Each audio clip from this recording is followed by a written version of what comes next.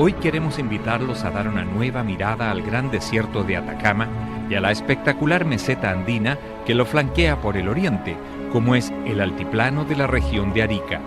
Lugares que recorrimos al inicio de esta serie, que nos sorprendieron tanto por su belleza como por su historia natural y humana.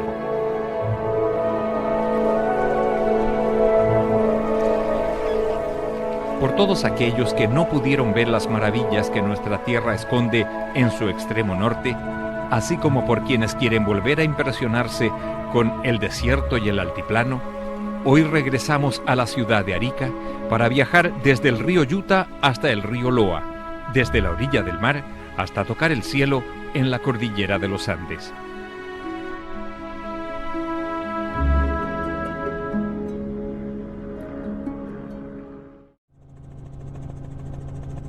Iniciamos esta expedición en la bella ciudad de Arica, donde, según se dice, reina la eterna primavera, gracias a su agradable clima, con temperaturas que rara vez superan los 30 grados o descienden de los 15. Alegre, auténtica y sencilla, la gente de Arica acoge al visitante como en pocas otras ciudades de Chile.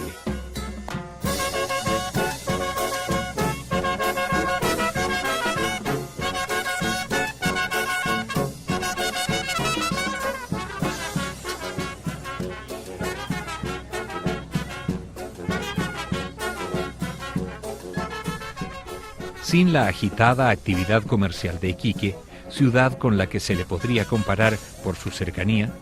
la vida en Arica parece ser más simple, con menos preocupaciones, no obstante sus dificultades económicas, producto de la desaparición de las industrias que un día la convirtieron en polo fundamental para el desarrollo del extremo norte de Chile.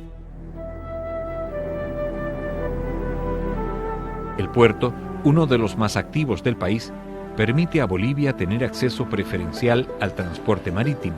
exportando por Arica gran parte de lo que vende al mundo, así como importando la mayoría de los productos que requiere. Solo 6 kilómetros separan la ciudad de la desembocadura del río Yuta, el más al norte de todo Chile y uno de los humedales más hermosos de nuestra tierra, donde se reúne una impresionante cantidad y variedad de aves a lo largo de todo el año, pero muy especialmente durante primavera y verano, cuando llegan infinidad de visitantes alados, la mayoría procedentes del hemisferio norte.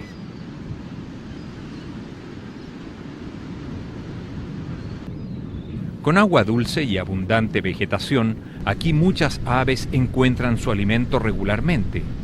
Otras pueden lavar sus plumas para extraer la sal del mar, mientras que la mayoría llegan al humedal del Yuta cada atardecer para pernoctar o simplemente para descansar. Con solo 4 ríos que llegan de forma permanente al mar a lo largo de casi 1000 kilómetros de costa del desierto de Atacama, como son el Yuta, el Camarones, el Loa y el Copiapó,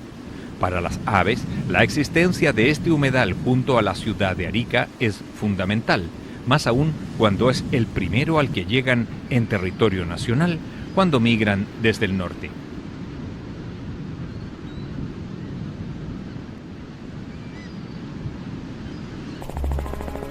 Dejamos la siempre alegre ciudad de la eterna primavera para iniciar nuestro recorrido con destino al río Loa y el altiplano andino, al que subiremos remontando la quebrada de Camarones.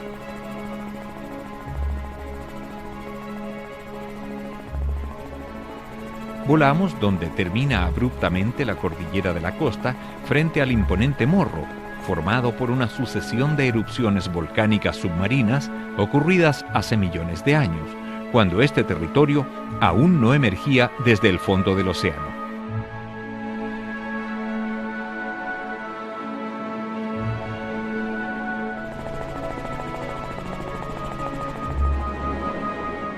Tan pronto dejamos Arica, seguimos la costa hacia el sur, la que con los cerros que bordean los 1000 metros de altura se presenta como una formidable pared casi vertical que cae directamente hasta el mar.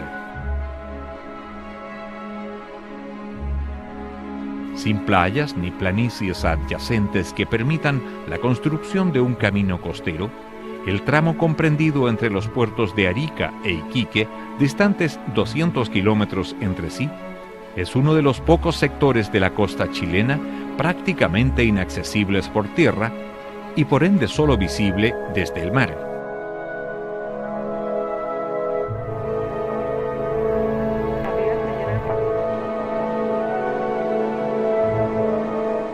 Ha sido la extraordinaria dificultad de caminar por aquí lo que ha obligado al hombre, desde que llegó a este rincón del planeta hace más de 12.000 años, a desplazarse por el desierto que se extiende hacia el este de los cerros que enfrentan el océano.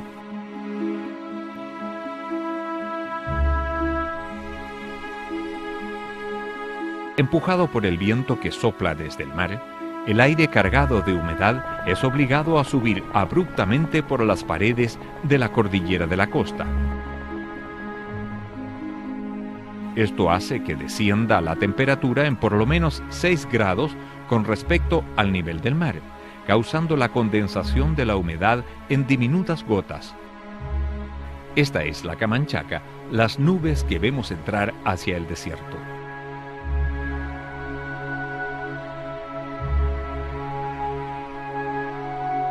Sin que nada corte la monotonía del paisaje en esta planicie, resulta impresionante llegar al encuentro de una enorme fisura que abre un tajo en el desierto. Es la quebrada de Camarones, la que con una profundidad de más de 800 metros obliga a la Ruta 5 a dar una extensa vuelta para bajar la cuesta. Con un caudal promedio que apenas alcanza los 3 metros cúbicos por segundo, el río Camarones permite la existencia de vegetación en el fondo del valle hasta su encuentro con el mar. Allí, la cordillera de la costa, cortada por el paso de las aguas del río durante millones de años, nos muestra un hermoso humedal junto a la desembocadura, aunque llama la atención la escasez de aves al compararlo con el que habíamos visto en Utah.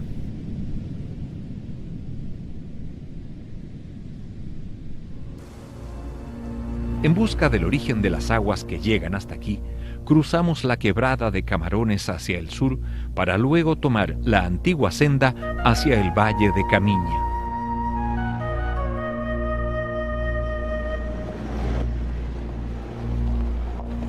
Abandonada esta ruta hace ya varias décadas al haberse construido un nuevo camino más al sur, es probable que no haya pasado por aquí ni un solo vehículo en muchos años. No obstante lo anterior, elegimos esta ruta por ser la más directa y espectacular hacia las nacientes del río Camarones.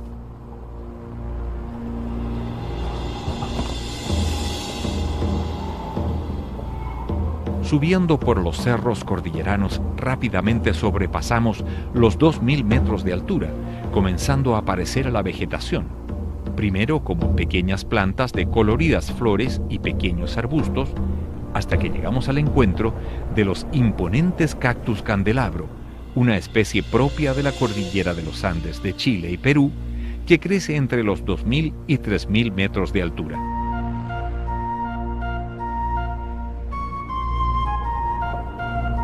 La antigua senda permite apreciar la erosión producida por las intensas lluvias a lo largo de millones de años, lo que ha ido labrando las quebradas que descienden hacia el poniente, entre ellas la de Camarones, la más profunda de todas.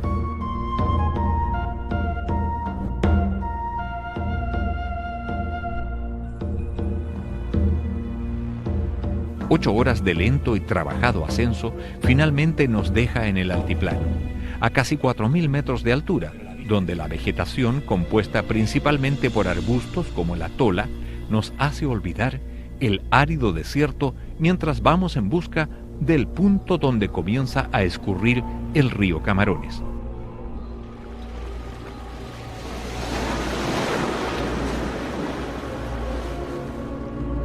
Construido a comienzos de la década del 1930, con el objeto de asegurar el riego a los agricultores del Bajo Valle de Camarones, el tranque Caritaya es uno de los más antiguos y desconocidos de Chile.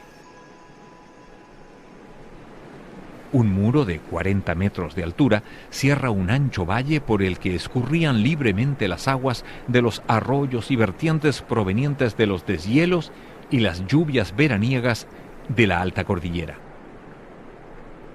Revestido con planchas de cemento, el pretil, aunque algo dañado, ha logrado resistir innumerables temblores y terremotos que suelen afectar esta zona de Chile. Desde las válvulas para liberar el agua, el río Camarones inicia su camino hacia el mar, distante 110 kilómetros hacia el poniente.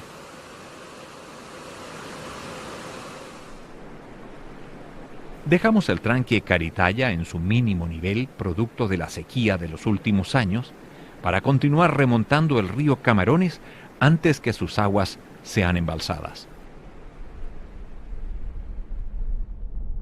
Avanzamos sobre una especie de meseta altiplánica a 3.700 metros de altura, en busca de unas pequeñas lagunas que tienen sus aguas de un intenso color rojo, claramente distinguibles desde la distancia.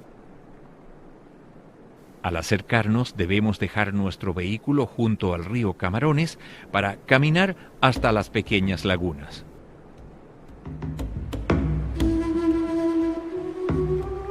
Todo parece indicar que el agua que escurre hasta el río es efectivamente de un color rojo intenso, lo que justifica la mitología aymara que les atribuye poderes sobrenaturales, como misteriosas desapariciones o la muerte de quienes han bebido estas aguas. Sin embargo, a medida que nos acercamos, comprobamos que el agua proveniente de la pequeña meseta es cristalina, mientras que el lecho por donde corre es el que da el rojo predominante.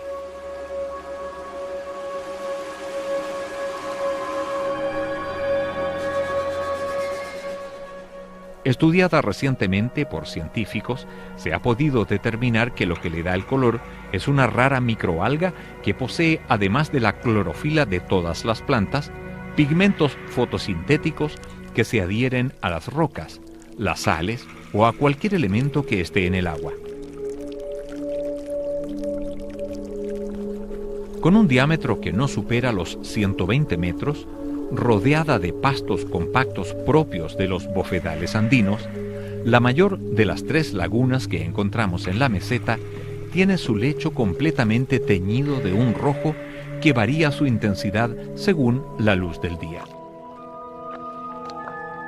Sus aguas, de origen termal, surgen de una fisura ubicada en el lecho de la laguna, con una temperatura de 30 grados, sin que se conozca su profundidad, lo que hace que la mitología diga que no tiene fondo. Lo mismo ocurre con la laguna situada a un costado. Con solo 16 metros de diámetro, sus aguas burbujeantes son considerablemente más calientes, casi al punto de no poder tocarlas, lo que reduce la concentración de las microalgas, dándole un color amarillento. Su alto contenido de sales minerales, entre las que destacan el boro y el manganeso, lleva a la formación de hermosas concreciones salinas.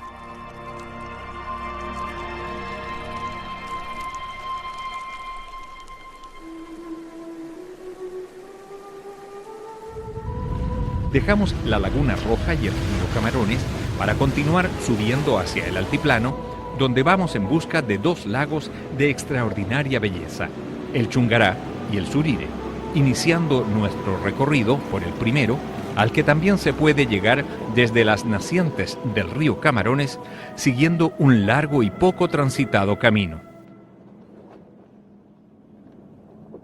El primer animal que nos recibe al llegar al altiplano es la vizcacha, roedor que vive a lo largo de casi toda la zona andina de Chile norte y central.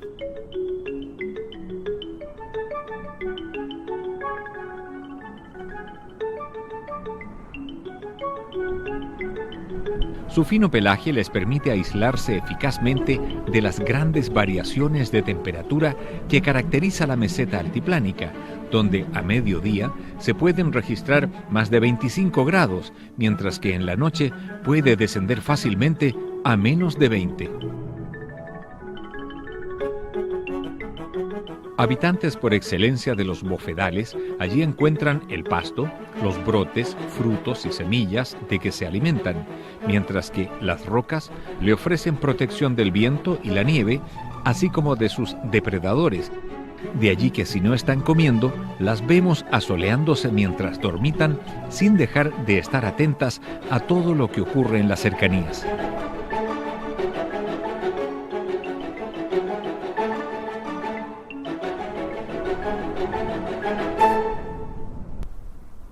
Hito geográfico inconfundible, el complejo volcánico de los Payachatas son visibles desde casi todo el altiplano ariqueño. Con 6.348 metros de altura, el que se sitúa más al suroeste es el volcán Parinacota, mientras que el mellizo Pomerape, con 50 metros menos, se ubica inmediatamente al norte. Es exactamente al otro lado de ambos volcanes, hacia donde ahora nos dirigimos en busca de la laguna Chungará.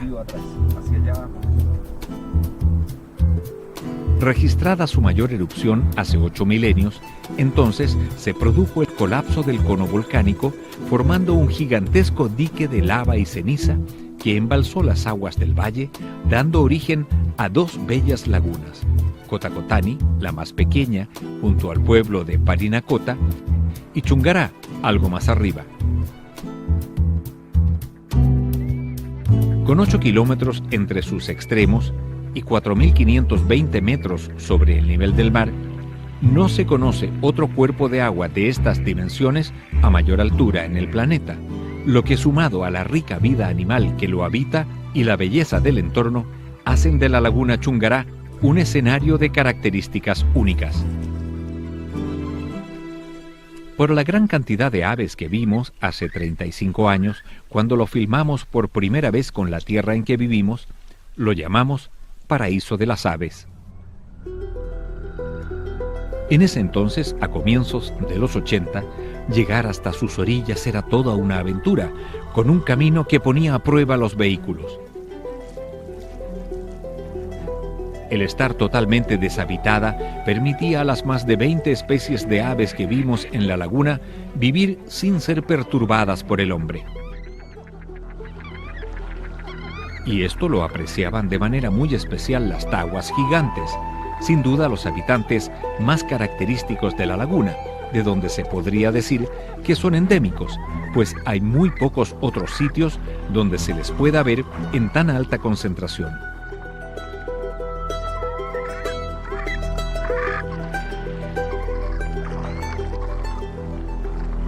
Quizá esto se debía a la paz que aquí encontraban, así como a sus orillas someras, con abundante vegetación acuática, con la que construyen sus nidos flotantes que pueden anclar firmemente al fondo.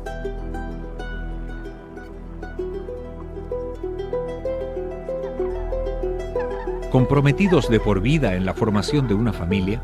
macho y hembra por igual, asumen la delicada tarea de preparar su pequeña isla y luego empollar los huevos. Una vez que las crías nacen, ambos padres se encargan de alimentar y proteger a los nuevos integrantes de la familia, especialmente de su más temida amenaza que los ataca desde el aire, la gaviota andina.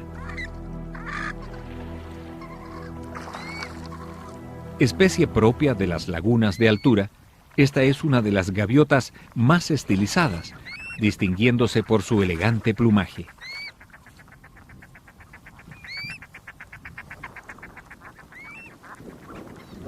Numerosas especies de patos habitan las frías aguas del Chungará, entre los que destacan los juarjuales por su mayor tamaño, así como los jergones grandes y chicos.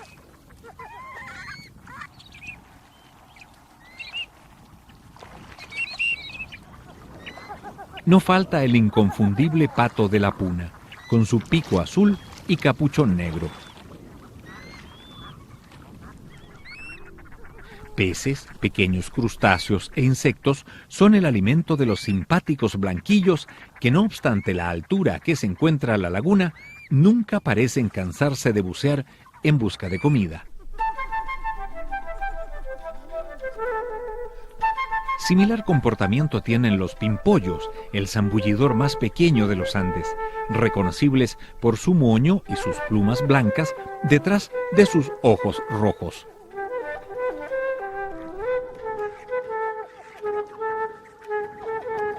Sin lugar a duda, sus aguas limpias y libres de contaminación producida por el hombre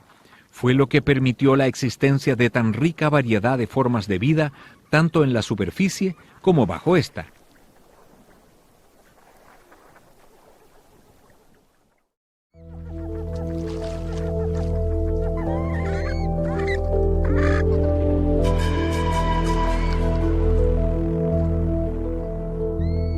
Dejamos la laguna Chungará, regresando hacia el sur, para ir en busca de uno de los más bellos salares del altiplano, distante poco más de 100 kilómetros. Es Surire.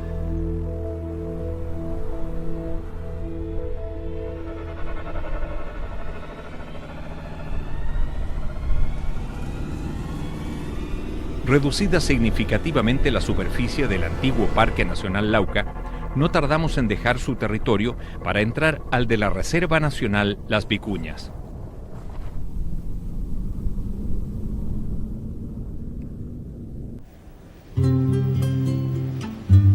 ¿Cómo olvidar cuán esquivas y difíciles de filmar eran las vicuñas a comienzos de los 80, cuando las captamos por primera vez en estos mismos bofedales?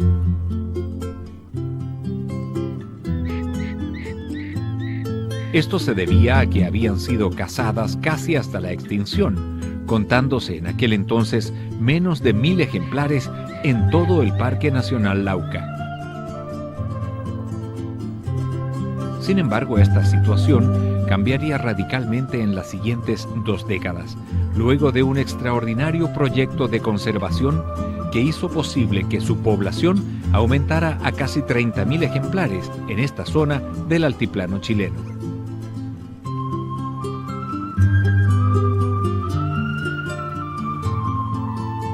Este notable incremento en su número ha permitido que se pueda aprovechar su valiosa lana, considerada la más cara del mundo, al cotizarse esta en estado natural en más de $500 por kilo.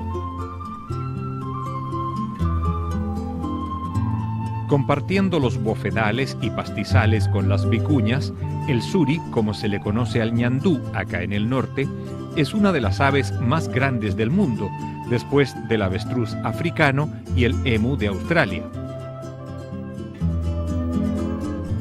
Por lo general se les encuentra en grupos, estimándose que la población de suris en el altiplano de Arica no supera unos pocos centenares de ejemplares, lo que no asegura la conservación de la especie, que cada día se ve más amenazada por la creciente presencia de vehículos, de ganado doméstico y por las actividades mineras.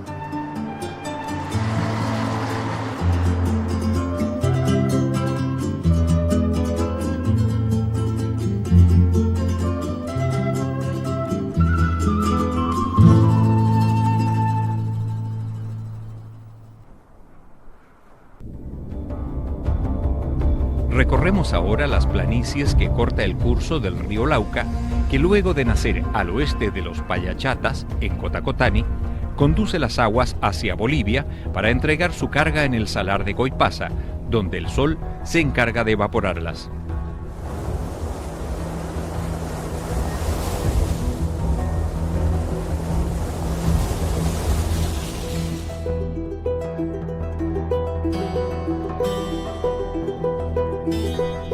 Con relativamente pocos vehículos circulando, a excepción de algunos camiones mineros, las vicuñas deambulan sin temor de ser cazadas, aunque sí de ser atropelladas.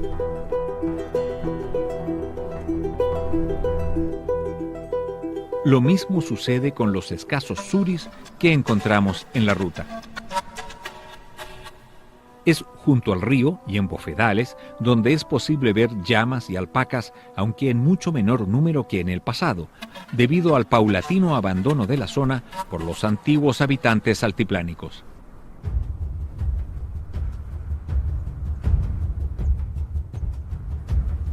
Avanzamos por el lecho de un gigantesco lago que en el pasado remoto rellenó esta cuenca.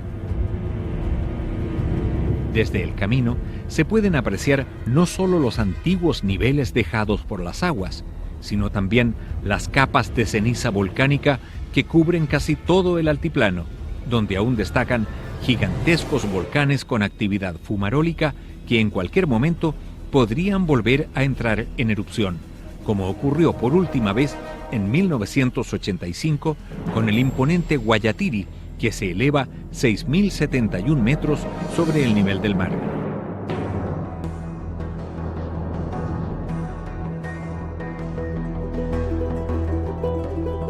Aunque continúa siendo de tierra, el camino, el mismo que recorrimos hace 3 décadas, se encuentra por lo general bien mantenido, lo que nos permite llegar al encuentro del Salar de Surire en algo más que un par de horas desde Chungará.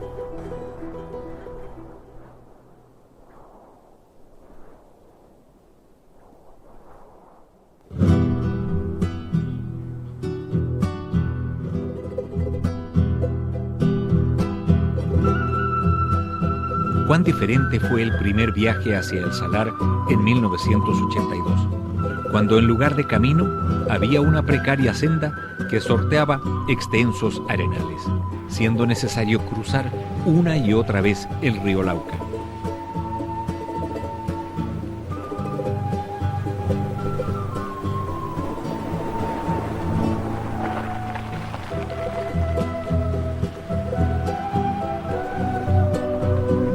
Más de 6 horas de viaje desde Putre tomaba llegar hasta el punto en que aparecía en el horizonte la cuenca de Surire.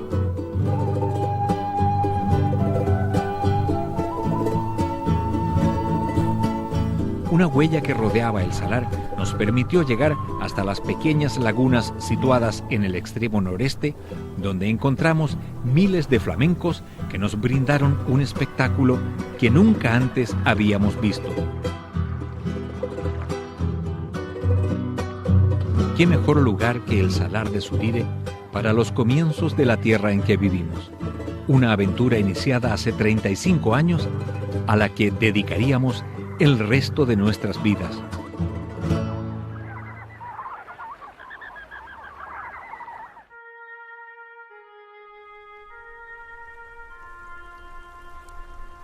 Importante sitio de nidificación de flamencos, este es quizá el único lugar en el mundo donde es posible ver convivir en grandes poblaciones 3 de las 6 especies de estas aves que existen en la Tierra.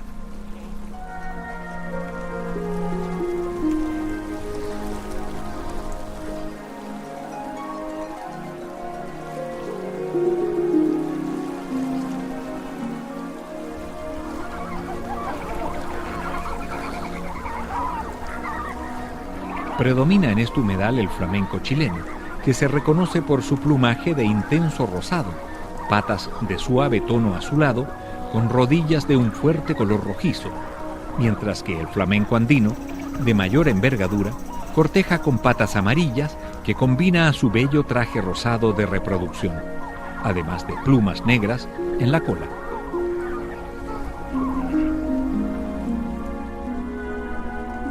Más pequeño, el flamenco de James es de intenso rosado, mientras que en su pico contrastan claramente el amarillo con el negro. Varios miles de aves reunidas en el salar convierte a esta colonia de flamencos en la más grande del altiplano chileno. De allí la gran importancia en proteger este lugar de la intervención humana, especialmente de la minería del bórax que se lleva a cabo en el Salar de Surire.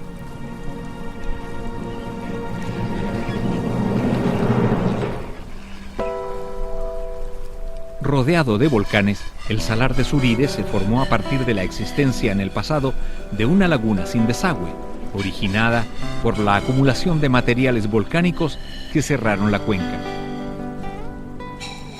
La intensa radiación solar que se produce por esta situación a 4.280 metros sobre el nivel del mar, sumado a las condiciones meteorológicas, hace que todas las aguas que entran al lecho del antiguo lago terminen evaporándose, quedando depositadas las sales.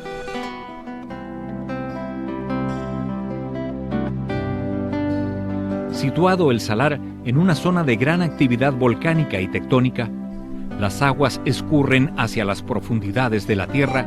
donde se calientan hasta la temperatura de ebullición, obligándolas a retornar a la superficie, donde las vemos brotar como vertientes y fuentes termales en el margen sur del salar, en el sector de Polloquiere.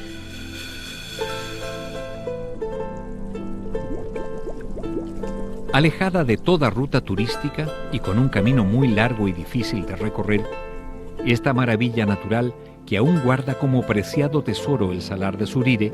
nos reserva las más bellas imágenes de un altiplano que no queremos que termine siendo destruido por el hombre, donde no quisiéramos lamentar, al regresar en 30 años más, no haber hecho lo posible por preservarlo,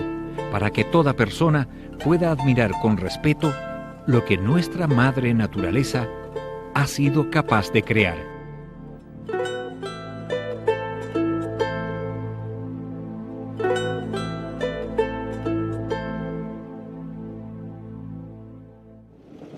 Del salar de Surire descendemos por las nacientes del río Camarones hacia La Pampa, donde volvemos a nuestro helicóptero para continuar recorriendo un desierto implacable donde puede ser en extremo difícil orientarse si se recorre a pie. De allí que los antiguos viajeros que lo cruzaban, conduciendo sus caravanas de llamas, dependían de ciertas señales hechas en el suelo para conocer el rumbo, indicar lugares o destacar actividades humanas, así como deidades. Son los geoglifos, de los cuales se conocen más de 5.000 en este desierto, siendo este conjunto de representaciones que encontramos al sur de la quebrada de Tiliriche uno de los más llamativos. Removiendo las piedras y las costras del suelo, quienes hicieron estas figuras lograron trazar líneas perfectas, algunas de más de 160 metros de largo.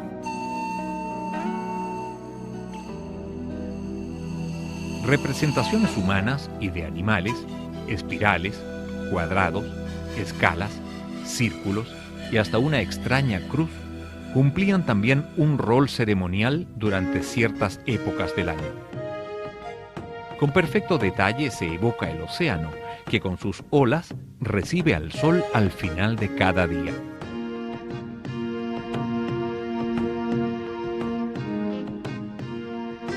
Fechada en 1200 años después de Cristo, las figuras han logrado conservarse por más de 8 siglos, aunque lamentablemente no faltan aquellos irresponsables que con un vehículo o motos han causado graves daños. De allí que sea urgente cuidar este valioso testimonio del pasado antes que desaparezca para siempre. Sin revelar la posición de este sitio mientras no esté debidamente protegido, continuamos hacia el sur siguiendo algunas de las sendas caravaneras hasta llegar al encuentro del geoglifo de figura humana más grande que se conoce en Chile.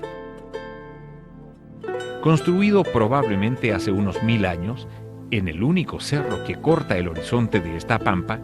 el Señor de Tarapacá, con 119 metros de altura, posee ornamentaciones que podrían representar a un chamán o a una deidad.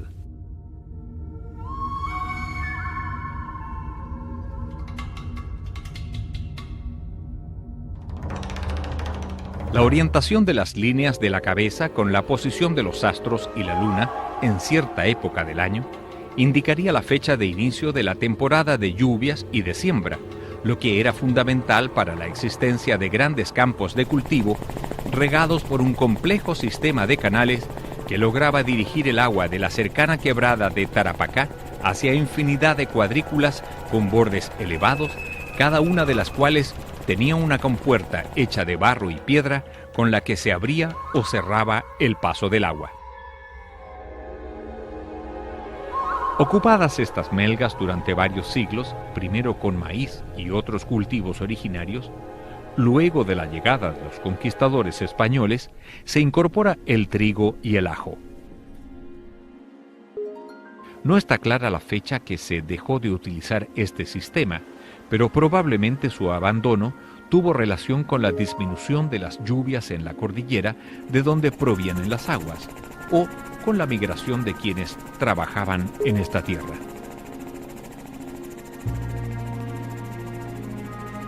Con los ríos cordilleranos y las lluvias que ocasionalmente caen sobre esta pampa, sumiéndose en las arenas y costras salinas, bajo esta existe un gigantesco reservorio subterráneo cuyas aguas se pueden encontrar a solo unos pocos metros de profundidad. Hasta allí llegan las raíces de los tamarugos y algarrobos que crecen de forma natural, los que hasta el siglo antepasado formaban enormes bosques que se extendían por decenas de kilómetros a lo largo del margen occidental de la pampa del Tamarugal. Cortados los árboles hasta casi hacerlos desaparecer para usar su leña en las faenas mineras y salitreras, no fue sino hasta la década de 1930 que un empresario salitrero inició la plantación de miles de hectáreas de tamarugos en las cercanías de Pozo Almonte, iniciativa que luego fue continuada por el Estado chileno a partir de 1960 hasta alcanzar las 22.000 hectáreas. Aquí hubo un proyecto donde se criaron ovejas, se trajeron ovejas de la raza Caracul. Alimentada esta napa con las aguas que se infiltran desde el altiplano, la mejor forma de comprender cómo ésta se rellena constantemente es en los oasis que se forman en pleno desierto.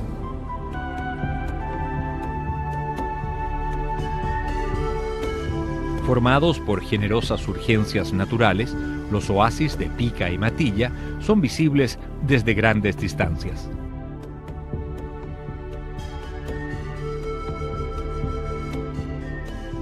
Situados en el margen oriental y al centro de la pampa del Tamarugal, ambos oasis están separados apenas por un par de kilómetros, aunque en la práctica su expansión agrícola y urbana ha terminado por unirlos. Pica, que en lengua originaria quiere decir flor en la arena, no puede tener un mejor nombre, ya que aquí el verde se mezcla con el colorido de las flores y la fragancia de sus frutos.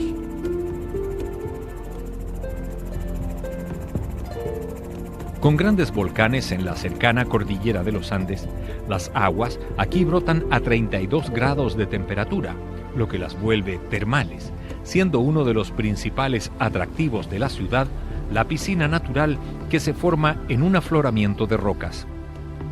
Es la cocha o resbaladero, cuyas aguas, una vez que pasan por el balneario, son utilizadas para regar.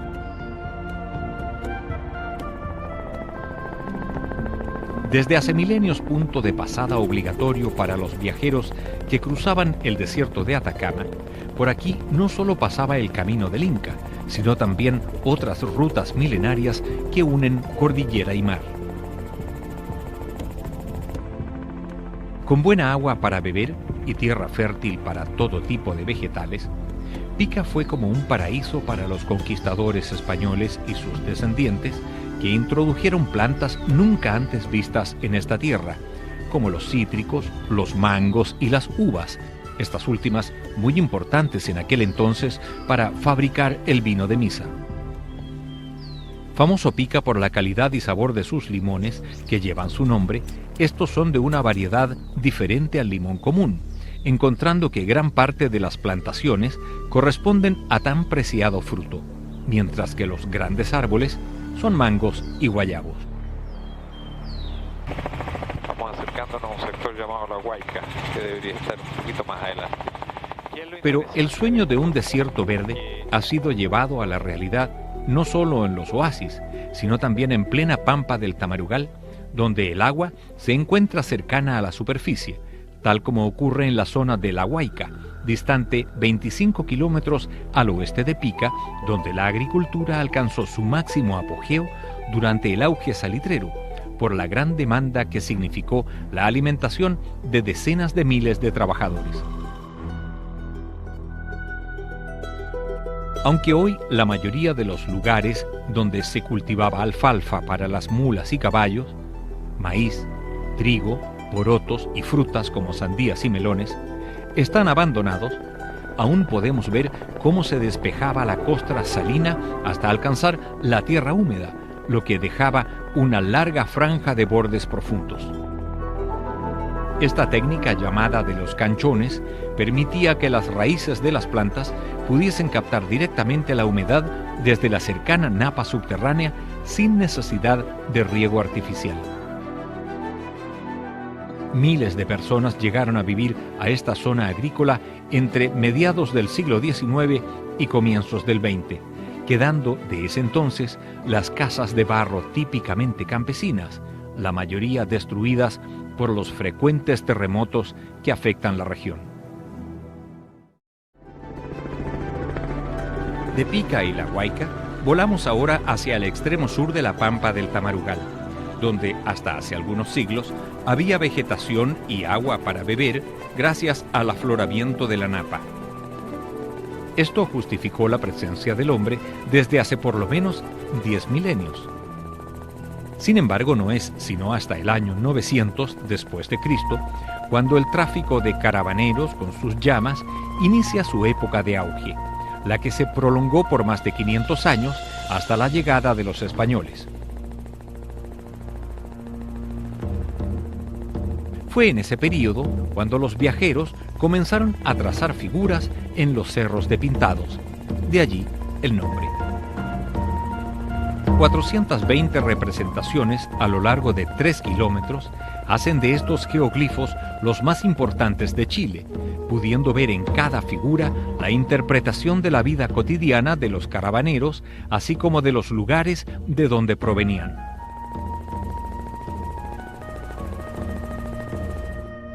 De las figuras relacionadas con animales, las llamas son las más relevantes, apareciendo solas o en conformación de viaje. Asociadas al mar se pueden ver representaciones de peces, delfines y hasta tiburones.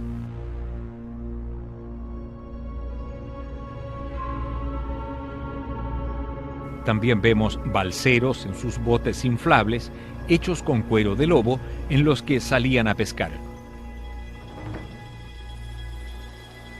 El hombre está representado de muchas formas en estos geoglifos, desde sencillas líneas hasta cuerpos con elaborados adornos que delataban jerarquía o una deidad.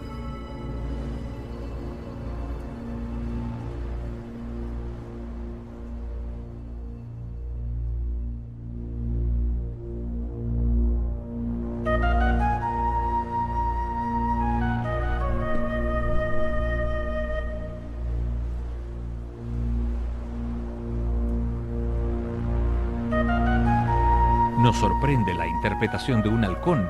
en plena actitud de caza.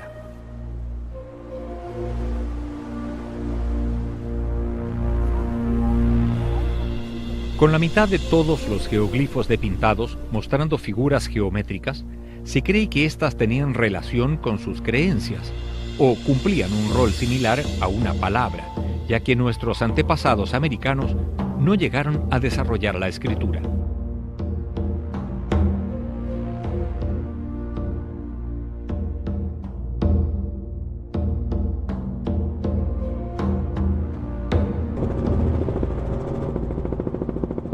De Pintados continuamos hacia el sur,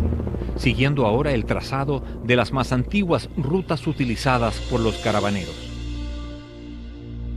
Vamos en busca de la siguiente cuenca donde el hombre ha dejado plasmadas sus huellas desde hace milenios, para lo cual volamos sobre el camino del Inca a los pies de la cordillera de los Andes, encontrando a lo largo de la senda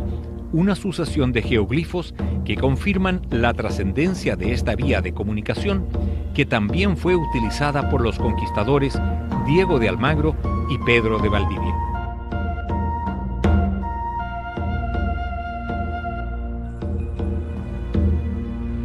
...60 kilómetros de durísima marcha separaban el oasis de Pica de la quebrada de Guatacondo, el siguiente punto de gran trascendencia en la ruta hacia el sur, donde era posible encontrar agua y comida para los viajeros y animales.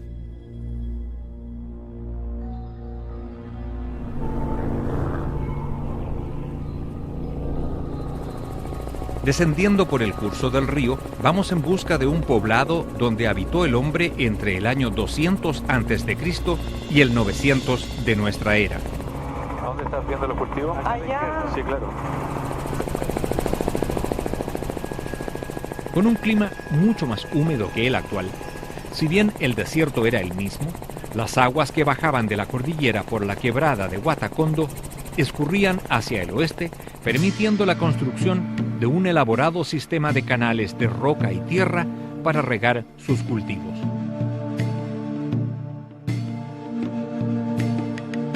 Con melgas y compuertas de las que solo quedan las piedras, similares a las que habíamos visto en la quebrada de Tarapacá,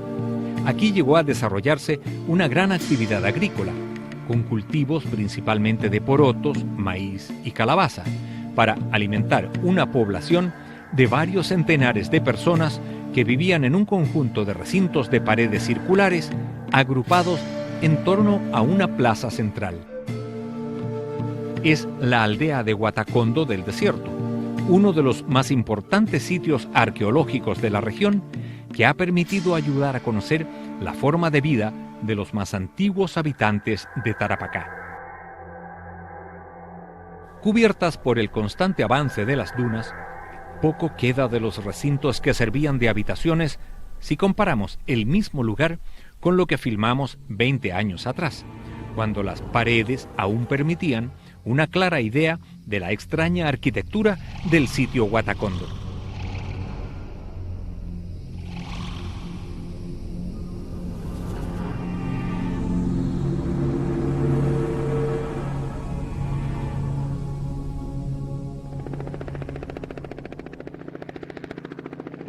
Sumiéndose las aguas que bajan de la cordillera hasta la depresión central que se forma entre el macizo andino y los cerros costeros,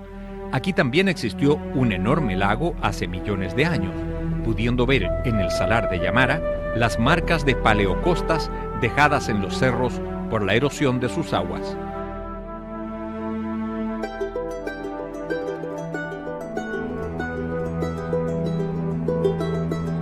Desembocando tan impresionante cuerpo de agua en el cercano río Loa, remontando su cauce, llegamos al encuentro del bellísimo oasis de Quillagua, formado en medio del valle, justo donde las aguas tuercen hacia el oeste en busca del ya cercano Océano Pacífico.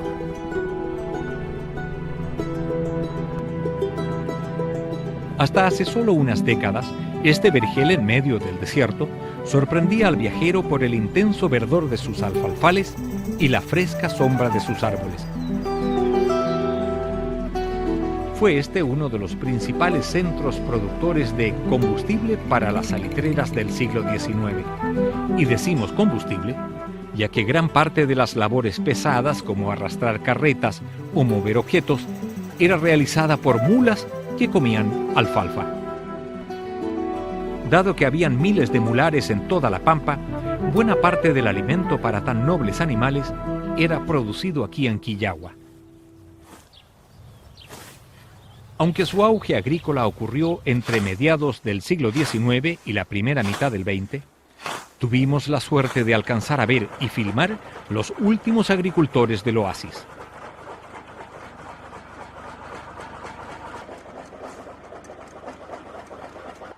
Algunos años más tarde, muchos de los propietarios de estos campos vendieron sus derechos de agua a empresas mineras, lo que les impidió seguir regando.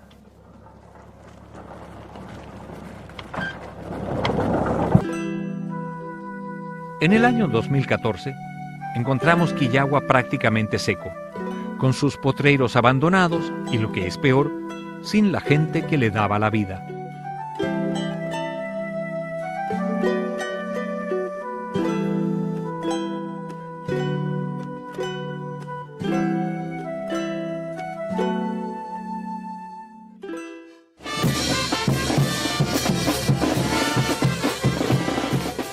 Motivados por el amor a su tierra,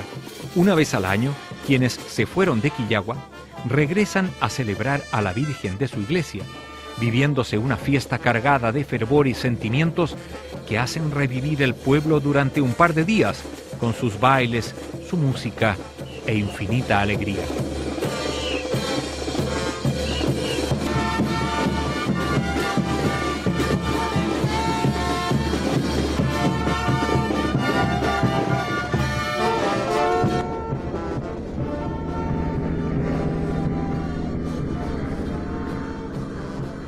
Con el mar distante solo 60 kilómetros desde Quillagua, el Loa inicia el cruce de la cordillera de la costa tan pronto recibe las aguas del Salar de Yamara. Abriendo un surco de más de 500 metros de profundidad, el cañón del río se abre paso entre los cerros hasta alcanzar la costa, donde la humedad del océano suele formar un manto de nubes. Con su carga líquida, que lo hace parecer más bien un pequeño estero que el río más largo de Chile, el Loa llega al encuentro del mar, no sin antes formar un pequeño humedal donde surge por última vez la vegetación y la vida antes de diluirse en la inmensidad del océano. Despedimos las aguas del río Loa luego de recorrer un desierto y un altiplano que no resultó ser tan desierto como se asume, de habernos sorprendido con su mágica belleza, con sus enigmas y secretos, llegando a la conclusión que solo hemos visto una mínima parte de un mundo fascinante del que aún tenemos mucho por explorar y descubrir.